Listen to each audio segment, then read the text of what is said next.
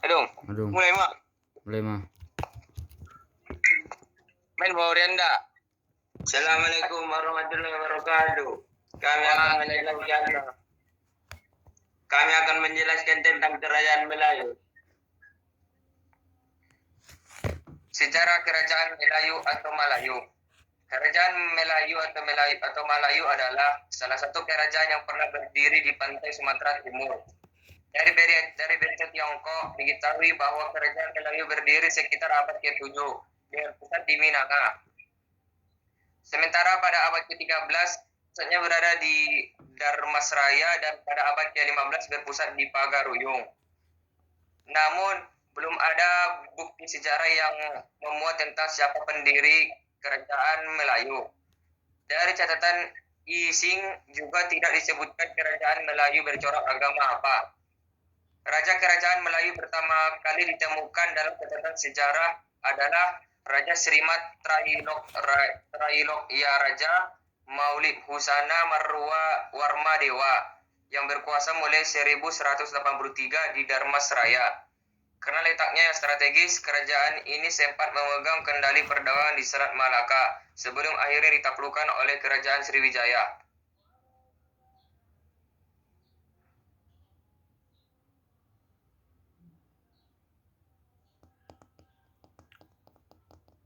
Dilanjutkan oleh tata letak kerajaan Melayu yang dilakukan oleh teman kami Abdul Afif.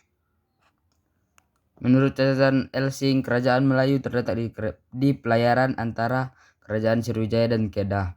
Para ahli sejarah sepakat bahwa pusat kerajaan ini berada di hulu Sungai Batanghari, Jambi. Dan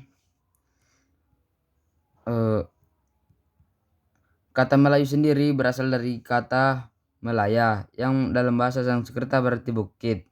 Oleh karena itu, beberapa ahli berpendapat pelabuhan Melayu terletak di kota Jambi, tetapi istananya berada di daerah pedalaman yang berbukit. Terlebih lagi, prasasti Tanjore yang dikeluarkan oleh Rajendra Chola I menyebutkan bahwa ibu kota kerajaan Melayu dilindungi oleh benteng-benteng yang terletak di atas bukit. Selanjutnya ialah peninggalan kerajaan Melayu yang dijelaskan oleh teman kami Azran. Peninggalan prasasti kerajaan Melayu. 1. Prasasti Grahi. Prasasti Grahi merupakan prasasti yang berisi perintah Raja Damarsraya pertama kepada Bupati Grahi Mahasanapati Galanai untuk membuat arca Buddha. Kemudian sang Bupati mengutus Meraten Sri Nano untuk membuatnya.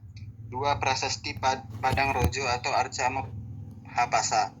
Prasasti ini diberikan oleh Raja Kartanegara dari Kerajaan Singosari kepada Darmasraya pada masa Srimat Tribuwanaraja Mauli Warma Dewa. Prasasti ini tertulis dalam Arca Amok Hapasa dan membahas tentang harapan Singosari agar Damarsraya selalu bahagia. Prasasti ini menceritakan bahwa pada tahun 1208 Saka atas perintah Raja Kartanegara dari Singosari, sebuah Arca Amok Hapasa Salokeswara dipindahkan dari bumi Jawa ke Suwarna Bumi untuk ditegakkan di Damarsraya. 3. Prasasti Suruwaso.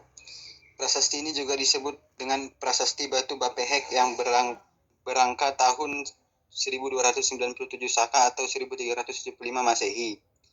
Dijelaskan bahwa Prasasti Suruwaso berisi keberhasilan Aditya Warman yang telah menyelesaikan pembangunan saluran air yang proyeknya sudah dimulai sejak era raja sebelumnya, yaitu Srimat Sri Akarendrawan. Hal ini dijelaskan oleh J.P. De Kasparis dalam Kerajaan Melayu dan Aditya Warman. Saat ini prasasti masih berada di lokasi penemuannya dan telah diberi atap tradisional untuk melindungi serta berada di bawah penguasaan BPCB Batu Sangkar. 4. Batu Prasasti Kubu Rajo. Prasasti ini ditemukan pada 1877 di Kubu Rajo, Tanah Datar, Sumatera Barat. Situs sejarah ini mengandung pujian-pujian terhadap Raja Aditya Warman yang ditulis dalam bahasa Sanskerta. 5. Prasasti Tanjore.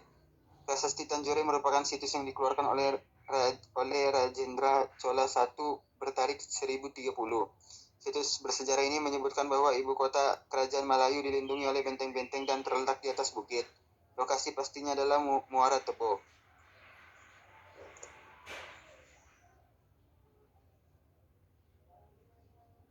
Tragedi penting dalam sejarah Melayu meliputi yang pertama adalah Singapura dilanggar todak. Kisah Singapura dilanggar todak atau ikan todak diceritakan secara turun-temurun oleh masyarakat Melayu. Adapun kisahnya berupa berterbangannya ikan todak dari lautan menuju daratan Pulau Singapura yang dihuni penduduk. Alkisah salah seorang anak kecil bernama Hang Nadim akhirnya maju ke hadapan untuk mengutarakan idenya berhubungan dengan serangan ikan todak tersebut. Ide beliau adalah memberikan pagar pohon pisang di tepian pantai Singapura agar todak yang berterbangan tersebut tersangkut di pagar pohon pisang sehingga Singapura aman dari serangan mematikan tersebut. Syahdan apabila dilaksanakan rancangan beliau. Penduduk Singapura pun kembali hidup tentram dan Hang Nadim pun dipuja-puja oleh penduduk Melayu. Sayangnya hal ini ternyata tidak disenangi oleh para penasihat raja. Mereka bersepakat untuk menghasut raja agar membunuh Hang Nadim dengan alasan kepintaran anak tersebut bisa berbahaya bagi kerajaan di masa depan nantinya. Reputasi baik anak tersebut bisa mengalahkan reputasi raja sendiri. Akhirnya diambillah keputusan yang menyakitkan. Hang Nadim dieksekusi dengan ditenggelamkan ke dasar laut. Konon Hang Nadim sempat berucap sumpah bahwa setiap keturunan raja yang melintas di atas lautan tempat beliau dieksekusi akan tenggelam. Sebagian masyarakat Melayu hingga ke hari ini masih percaya pada mitos ini. Kisah Hang Tuah dan Hang Jebat. Hang Tuah dan Hang Jebat merupakan dua sahabat yang sama-sama mengabdi kepada raja. Mereka berdua bersama-sama juga dengan Hang Kesturi dan Hang Lekyu telah memberikan sumbangan yang besar bagi kemajuan kerajaan Melayu. Nama mereka berdua selalu disebut-sebut, dikaitkan dengan kemahiran dalam ilmu silat. Pada masa hidup mereka berdua, kekuasaan kerajaan Melayu menyebar luas di serantau Asia Tenggara. Sayangnya, di penghujung cerita ini harus terjadi dengan tragedi yang terekam dalam hikayat Melayu. Seperti umumnya yang terjadi di kerajaan-kerajaan seluruh dunia, terkadang seorang panglima perang memang memiliki reputasi yang lebih tinggi dibandingkan dengan sang raja sendiri. Hal ini menyebabkan para bangsawan orang-orang yang dengan raja merasa khawatir akan rendahnya wibawa sang raja jika dibandingkan dengan kewibawaan panglima di mata masyarakat. Untuk itu orang-orang yang dekat dengan raja mengatur siasat untuk memfitnah Hang Tuah. Sang laksamana dituduh menggoda salah satu selir raja. Hang Tuah pun ditangkap dan diadili. Walaupun beliau tidak bersalah, tetapi beliau tidak melakukan pemberontakan yang dapat menimbulkan huru-hara di dalam kerajaan. Beliau bersedia diberikan hukuman oleh raja. Akhirnya ditetapkanlah hukuman mati bagi panglima dan berjasa tersebut. Seluruh isi kerajaan diguncangkan kehebohan manakala mendengar berita dihukum matinya panglima kesayangan mereka. Begitu juga dengan sahabat karib beliau, Hang Jebat.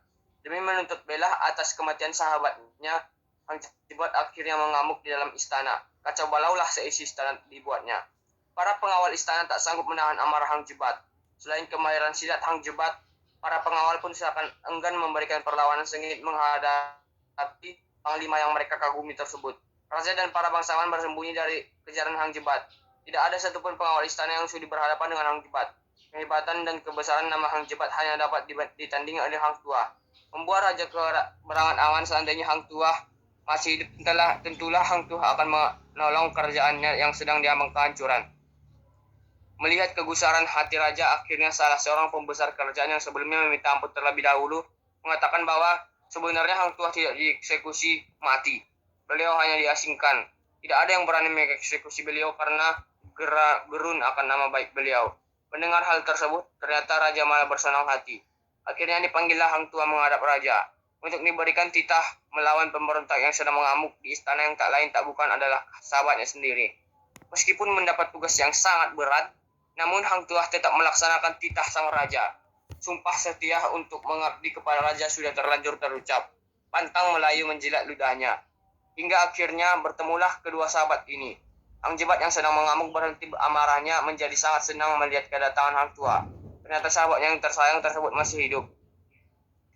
Ternyata Hang Tuah yang sudah terlanjur mendapat titah dari sang raja tersebut juga tidak dapat mengelak dari perintahnya. Dalam suasana yang sangat sulit digambarkan, keduanya akhirnya menghunus keris.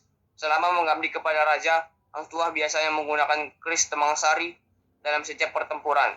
Namun pada perkalian Hang Jebat ini, Hang Jebat memegang keris dari raja, sedangkan Hang Jebat memegang keris Tameng Sari.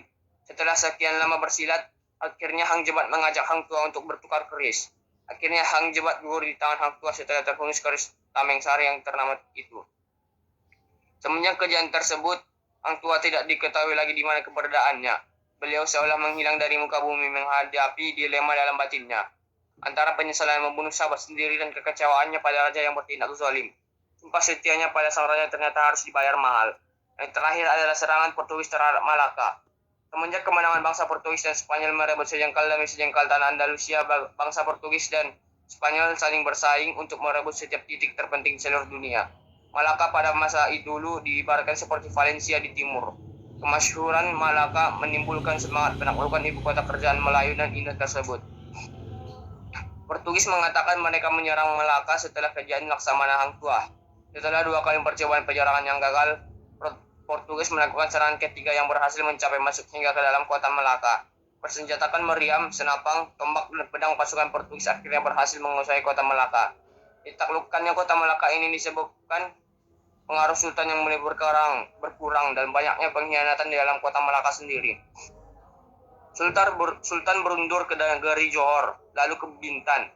Di Bintan inilah Sultan terus mengirimkan tentaranya untuk merebut kembali kota Malaka. Disebutkan Laksamana Hang Nadim yang kini diabadikan menjadi bandara di kota Batam, beberapa kali melakukan penyerangan kepada kapal-kapal Portugis yang memasuki perairan antara Singapura dan Batam. Akibat terlalu sering diancam oleh kebangkitan kerajaan Melayu, akhirnya Portugis kembali melakukan serangan besar-besaran ke Bintan yang membuat Sultan terpaksa berundur pula ke Lingga dan melanjutkan perjalanan ke Kampar hingga beliau mangkat di sana.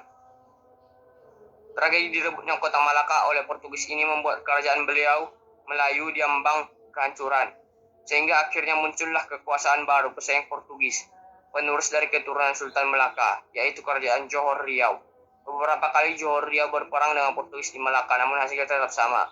Johor Riau gagal merebut kembali Malaka, sedangkan Portugis tidak mampu meluaskan kekuasaannya selain daripada Malaka itu saja. Selanjutnya ialah kesimpulan dari kerajaan Melayu yang disampaikan oleh teman kami Rianda Lomuan. Kesimpulannya ialah kerajaan Melayu itu belum ada yang tahu, bahkan belum ada bukti sejarah tentang siapa pendiri kerajaan Melayu. Oleh karena itu kita dapat mengetahui beberapa sejarah, prasasti maupun konflik, kejadian atau perkembangan besar yang ada di kerajaan Melayu.